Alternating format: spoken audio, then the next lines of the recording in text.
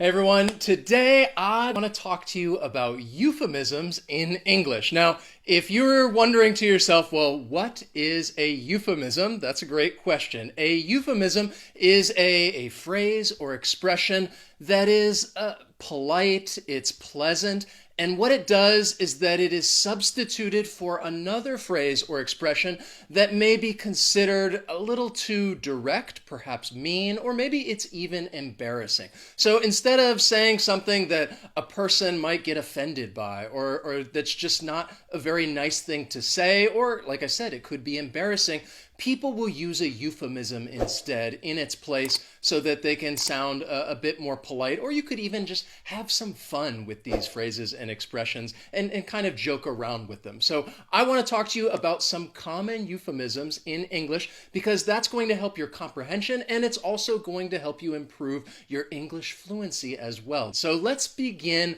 with people and talk about euphemisms that you can use to describe different people. And the first one that I have for you is over the hill.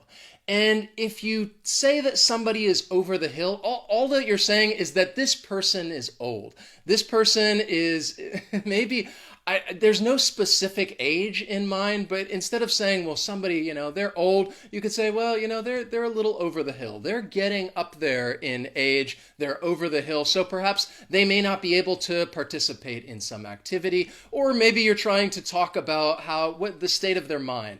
And you want to say, well, they're getting a little more forgetful, because not because they're getting old, but because they're over the hill. I am too young to be over the hill. I don't remember saying she was over the hill. Happy birthday, Grandma.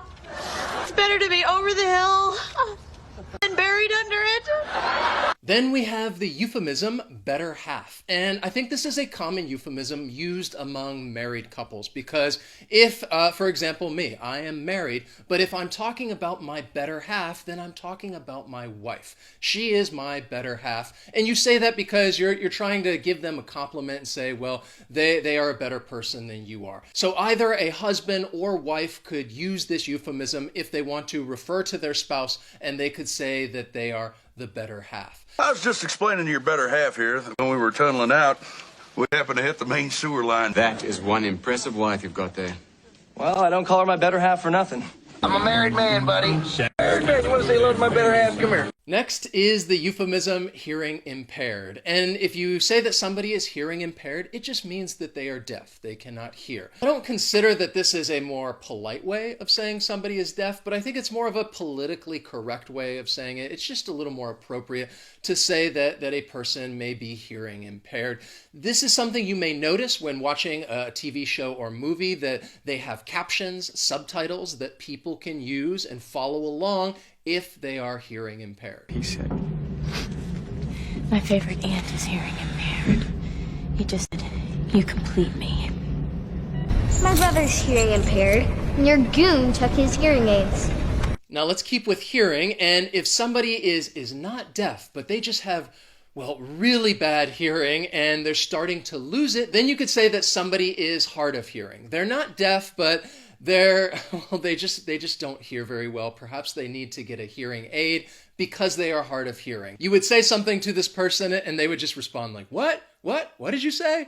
I can't hear you. Say it again. I don't think anybody wants to hear that they are hard of hearing, but it may be a little more polite than just saying, hey, your hearing sucks. Your hearing is terrible. You need to get hearing aids. You could refer to somebody and say, well, they're a little hard of hearing. Sorry, what? You hard of hearing, Mr. Bachman? Really? I was speaking at normal volume.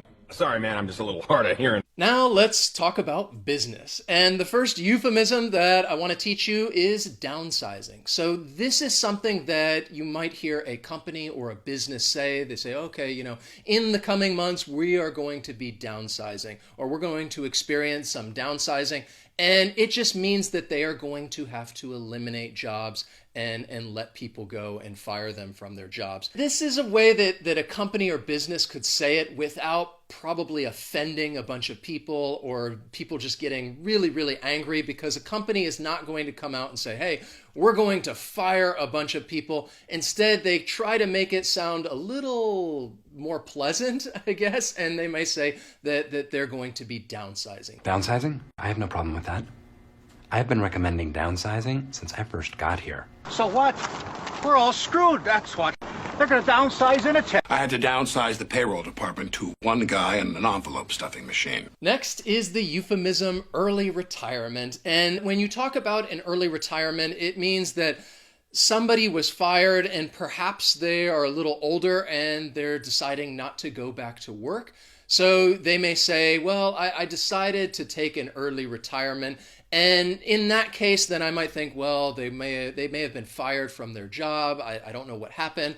And they just decided to go ahead and retire. Watch your mouth. Maybe you ought to just take early retirement right now and get some rent-a-cop night security job. Looks like he was forced into early retirement. Now I want to switch gears and go from business to talking about sex as well as pregnancy. And the first euphemism I have for you is the birds and the bees. And this is an expression that refers to sex education, that you are going to talk to somebody and maybe teach them about sexual intercourse. And I think it's common that adults will use this when they're talking about teaching their child or their children about sex education. And they say, I'm going to teach my son or I'm going to teach my daughter about the birds and the bees. I'm going to talk to them about sexual intercourse so that they can learn all about that, the birds and the bees. And it's just a more pleasant way of putting it. And when you're talking to a child to say, let's talk a little bit about the birds and the bees, instead of just saying very directly, today, we're going to talk about sex. Did you tell us about the birds and the bees? I don't think I'm really the right person to it. But it says in the manual that the scout leader is supposed to tell us about that kind of stuff. Biology as in reproduction? There's no need to be embarrassed about it, Mr. Smith. It happens to the birds and the bees. The birds and the bees are not Vulcans, Captain. There comes a time in the life of all humans when, well, as they put it, the birds and the bees. Speaking of sexual intercourse, the next euphemism is carnal knowledge. And if you say that you have carnal knowledge of somebody else, then that just means that you've had a sexual relationship with this person. Often, I think it's been used in law when maybe the police or detectives are talking about some situation and they might say, well, the suspect had carnal knowledge of the victim, that they were in a sexual relationship together. You may also hear it used maybe just casually as well, but probably not as often if somebody wants to kind of talk about the relationship they've had with somebody, especially if it was a casual relationship. They may say, oh yeah, I have carnal knowledge of this person, which implies that they had a sexual history together. Okay, I guess it's my turn, isn't it? All right. The bet is $20. $20. You have to have carnal knowledge of a lady this time. Senior year. Who told Jessica Feldshank that you were sick in bed when in fact you were having carnal knowledge of her sister in our treehouse? Now, continuing our discussion on the birds and the bees, I want to talk to you about pregnancy and a way that you could say that somebody is pregnant. There are a couple euphemisms that you can use. I think overwhelmingly the most common one is just to say that she is expecting. That the woman is pregnant, she is expecting, and basically it's kind of short for saying she's expecting a baby in the future. So a man and a woman could use this instead of just telling people, their friends and family, hey, guess what, we're pregnant. They could say, oh, we're expecting, we're going to have a baby. And somebody could also use it and ask the question, are you expecting? Are you pregnant? When are you expecting? Wanting to know when is the baby due. If you hear it being used, then you know that expecting means somebody's pregnant. You're married? That's Christine. We're expecting our first kid any day now. I spoke with Jennifer Crane. She's expecting. That's impossible. Carrie didn't tell me anything. Your wife's expecting a child soon, isn't she? She gave birth to a son 3 weeks ago.